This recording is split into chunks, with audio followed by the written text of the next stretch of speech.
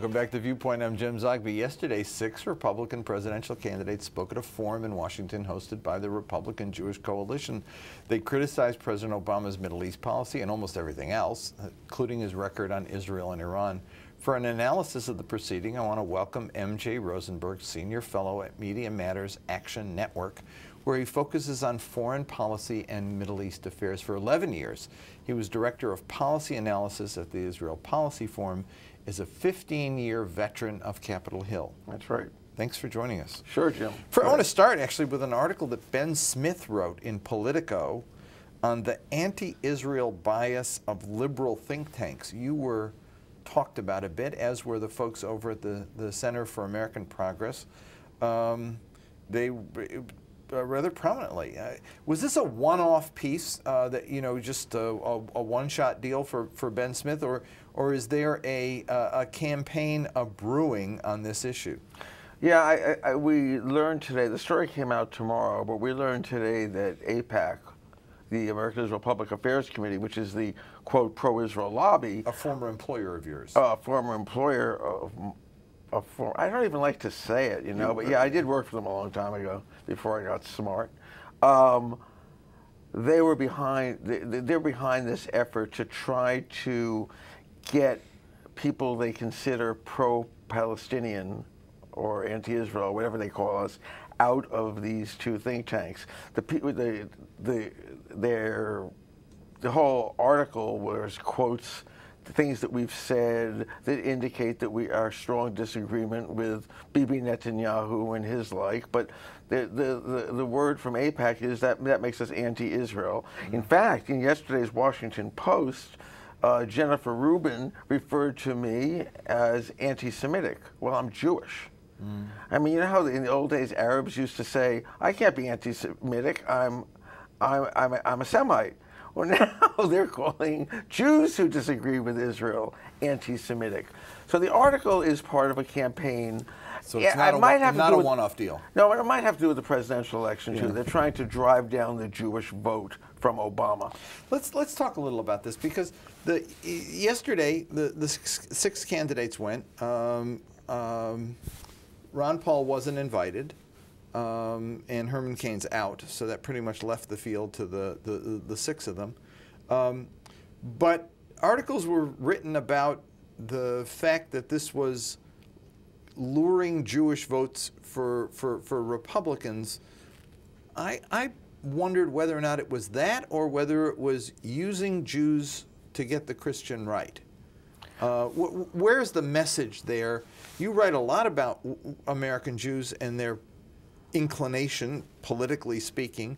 Talk to me a little about that.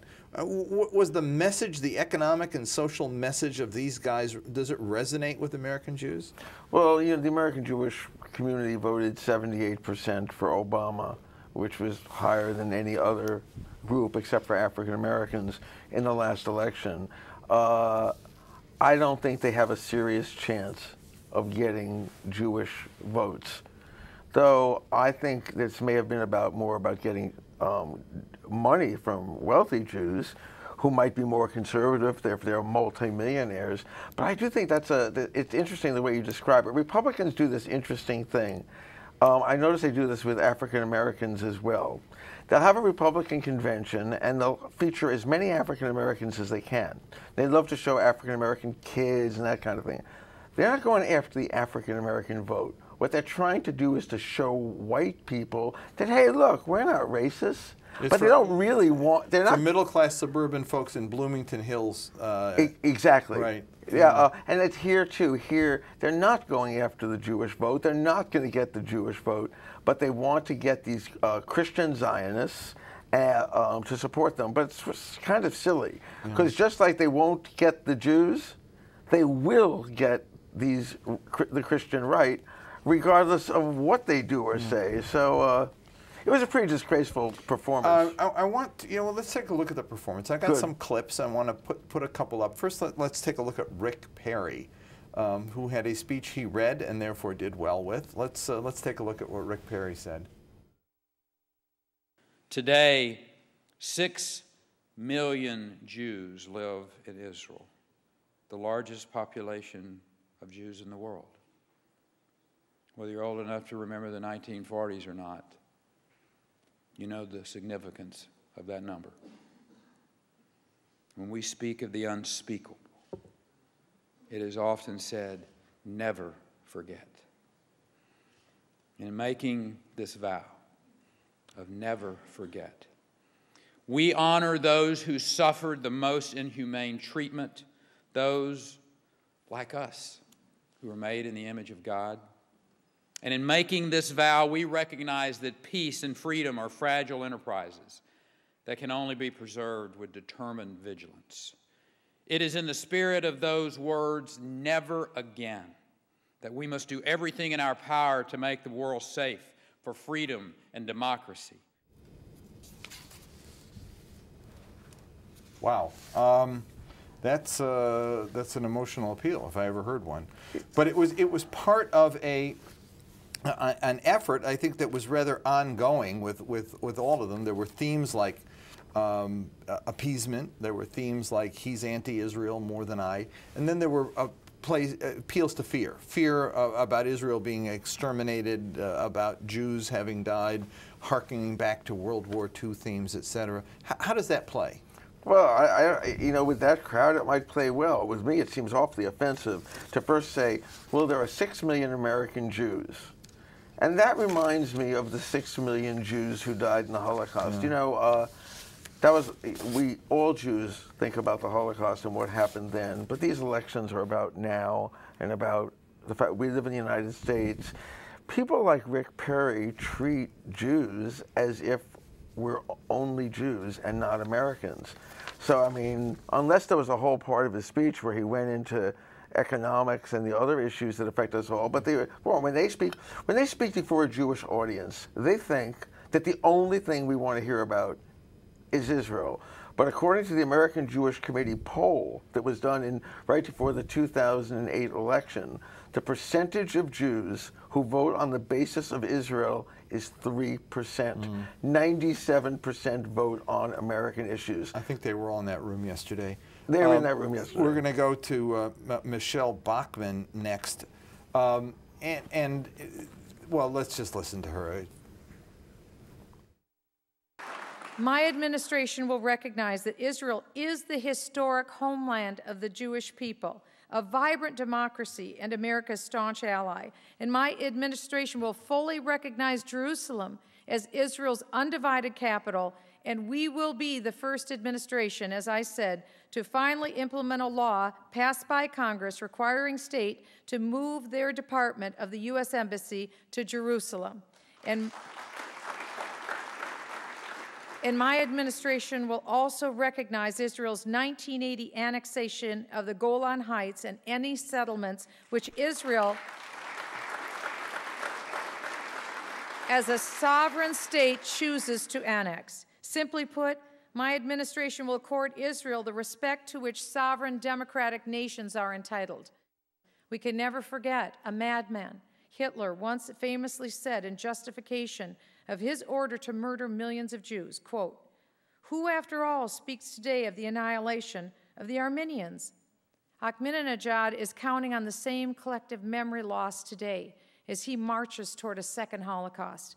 Make no mistake, we must send him the message that we will never forget. Wow, I don't know where to start with that, other than the fact that there's no peace with Syria, there's no peace with Palestinians, and no peace between the United States and the rest of the Muslim world because the embassy's getting moved on day one. She even said in another part of the speech that she had a person who was willing to donate the money to move the embassy on the first day. I'm not sure how legal that is. Talk about that a little bit. I mean, again, there's this appeal to the Holocaust and the fear factor, but there are all of these very hardline positions about annexing and Golan. I don't remember any candidate getting into the Golan issue before like that. No, in fact, you know, I almost had forgotten about that 1980 Israeli annexation that nobody in the world recognizes as being legal. Michelle Bachmann does. But Michelle Bachmann does. Yeah. The thing about this is you can break it down, but it's better to just look at these in total. And what these are these speeches are prepared by AIPAC or by another right-wing pro-Israel organization, and all it is is a checklist of points that they want to say. So they get, let's get in Jerusalem, Golan Heights. I'm sure some of them mentioned how bad the Palestinians are, because that's, you know, and the Palestinians are terrorists and the whole thing. There are certain things that they think that if they say these things, that Jews who are otherwise going to vote Democratic for a million reasons are going to say, well, Michelle Bachmann stands for the annexation of the Golan Heights, so we're voting for her. These people don't even know what they're talking about. I mean, if you asked Michelle Bachmann to find the Golan Heights on a map, she couldn't find Syria on a map. Let's go to Gingrich, Newt Gingrich, who began his, one of the things he talked about was appointing John Bolton Secretary of State. But let's listen to some of Newt Gingrich. I am very, very worried about our entire relationship with radical Islam because it's based on a pack of lies. It's based on a pack of self-deception. It's based on a State Department which is consistently engaged in appeasement. It is an act of dishonesty to the American people. The fact that the Justice Department has said all of its training programs on terrorism have to take out the word Islam is an outrageous denial of truth. That's an applause line. What does that mean? Well, you know, the line that, I don't know if this is true, that in their anti-terrorist training they have to take out the word Islam. In other words, they have to refer to terrorists rather than Islamic terrorists, which offends Gingrich, because the important thing to remember about these Republicans, these right-wingers, are they're not so much pro-Israel as they are anti-Muslim. That is such a major factor, and you see it in the writings of these people. It's like, if they have a choice between an Israel at peace with its neighbors and an eternal war between the Jews, the Christians, the Muslims, a crusade, whatever, that's what they want. It's so much of it, we sometimes make the mistake of treating it as love for Israel. It's not love for Israel, it's hate for Muslims. Let's get folks out there in the conversation. We've got one more character to deal with here before we're done. But if you want to give us a call from overseas, it's 001-202-420-5665. If you're calling from here in the U.S., it's 1-202-420-5730. Mitt Romney, I'm not doing John Huntsman. Interesting. John Huntsman, after a couple of things in the beginning about, you know, love Israel, it's our closest and best ally, the entire rest of his speech was on the economy. One might suggest a rather respectful address, focused on an issue that people really care about. But he was greeted with stone silence before this crowd. Yeah, let's go to Mitt Romney, who had his own set of applause lines, and here he is. President Obama's troop withdrawals in Iraq and Afghanistan were quite apparently based upon electoral expediency, not military requirement. And then he's bowed to foreign dictators. And when the opportunity arose to defend freedom, he's either been late to the game or failed to show up at all. He rushed to apologize for America, but he's hesitated to speak up for democracy and freedom. He visited Egypt, Syria, no, not Syria, Saudi Arabia, Iraq, Turkey.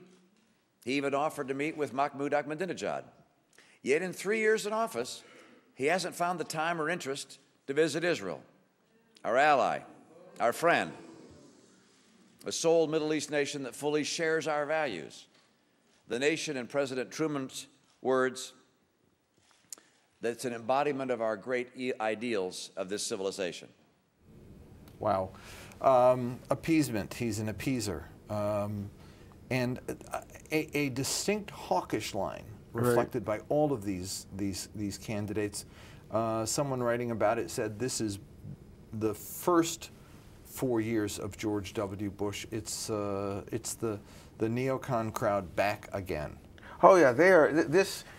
Romney is surrounded, well, they all are, but I think he's the most likely nominee. But he's surrounded by neocons. The same people who pushed the Iraq War are back and would be in a position to get the war with Iran that these people want more than anything else. They're, you know, you didn't mention the fact that Ron Paul was excluded from this debate. Oh, did you? Okay. Said, yeah, they didn't invite him. They didn't invite him. So here's a debate supposedly about who's going to be the best, who's the best potential president of the United States. And they don't invite Ron Paul for one reason. He opposes war with Iran, and he does not believe that Israel or any country, he doesn't single out Israel, he doesn't believe in giving money to any country. I disagree with that. But the point is, the idea that these supposed Republicans say, well, because of those views, you can't come to the debate, and these other candidates don't say, well, I'm not going to go either if our fellow Republican can't come. But that is what American politics are like. Let's take some questions, and I got two holding right now on top. We've been there for a while, the UK and then Florida. Let me get them both in. UK, your question. Yeah, hello. Hi. Yes, I would like to ask one question. Sure. And that's that the outrageous... Sure. Yeah. Go ahead. Okay. Yeah, the outrageous statements that, for example, somebody like Michelle Bachmann had said, which is very dangerous for the region, for Israel, and for, you know, I think many Jews, I know, American Jews. Why is there not one voice that says something like that is not something that comes from the Jewish community in the United States, and they are not with that? Okay, thank you. Let me go to Florida for a caller. Hi, James. How you doing? Good. How are you? How you doing, Mr. Rosenberg? Hello. I wonder, I know the Jewish people is more smart, and a lot smarter than what these people are talking about. But in reality, they know this doesn't affect anybody. Why are they trying to back? It's an old record everybody been playing, and it's really, it doesn't affect anybody in Israel, because the Israeli people over there, they never, I lived in there for 11 years, they never vote on the voices of the American people. Believe me. Okay, let me stop you there and take one more call from California, and then we'll ask MJ to answer them all. Caller?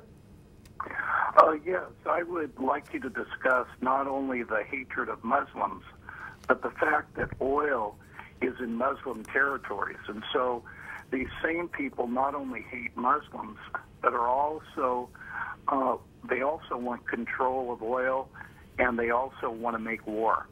Okay, thank you. The first two questions actually go together, and it's the sense that they're speaking to Jews on behalf of Jews, but sending a very negative message that, that certainly, as somebody like yourself, would say, that's not in Israel's interest, that's not in the Jewish community's interest.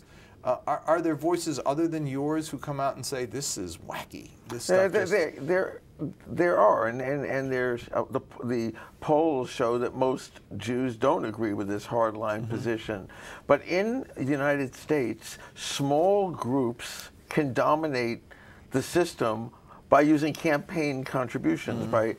And the people that we saw at this event have influence. All of them were very wealthy. You weren't invited to this event unless you were very wealthy. So if you're talking about there are millions of Jews who would favor peace with the Palestinians, ending the occupation so that Israel and the Palestinians can both have security and peace, they're not the ones with the money.